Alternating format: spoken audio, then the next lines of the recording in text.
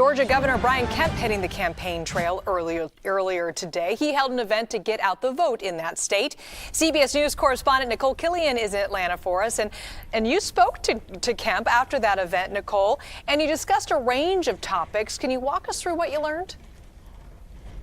Yeah, that's right. Well, Governor Brian Kemp is doing a lot of campaigning both today and tomorrow for a number of state candidates. And this is something that is really high on his agenda in terms of just making sure that turnout is strong, particularly in this early voting period where we have seen record numbers of people turn out. But also, we wanted to talk to him more about former President Trump, who was just in the state this week. Of course, it was just about 3 weeks ago that the former president and Governor Kemp appeared together for the first time in 4 years. And so I asked the governor about how their relationship is now. Take a listen.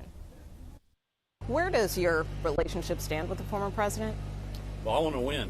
So we're all fighting to make sure we win from the top of the ticket all the way down to the bottom. When you think about not only who our next president's going to be, making sure that we keep Georgia red at the top of the ticket, but also make sure we keep our majorities in the General Assembly. That's why we've been working so hard, raising so much money, doing events like this, knocking on doors, doing phone calls, reminding people of the record and the team that we have here in Georgia. So, I think everybody is in agreement and we're pulling in the same direction. I think, you're seeing in the Harris campaign right now that they're having to pander to individual constituencies trying to shore up their own base. You're not seeing that with Republicans. We're all united. We're working to get the vote out to make sure we hold our majorities and win Georgia at the presidential level.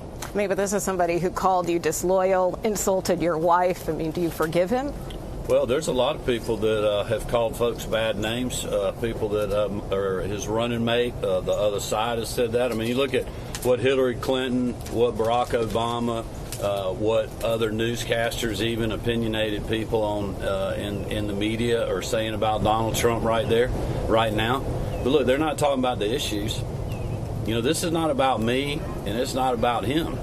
It's not about Kamala Harris. It's about the people of this country and what they want.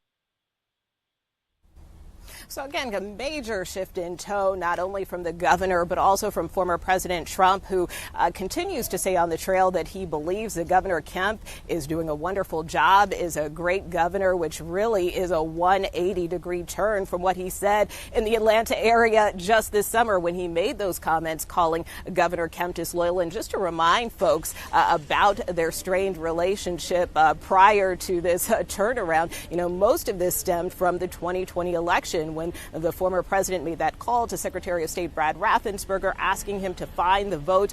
Ultimately, Governor Kemp stood by Secretary Raffensperger and, rebuffed the former president's attempts to try to allegedly overturn the election. And so that's why these two have really been at odds for the better part of 4 years. But as you heard the governor say, this is a strategy about winning. This is a strategy about uniting against the Democrats. And so that's why it appears that they are burying the hatchet for now. I would note, I did ask the governor whether he intends to campaign with former President Trump, given that there's still a week or so left in the election and if the former president returns here. But the governor would not go that far. He did make the point that they have appeared together before. Of course, that was more strictly related to surveying damage from Hurricane Helene. And also notable that the governor was not at the former president's campaign event earlier this week in Duluth, but certainly something we'll continue to watch going forward.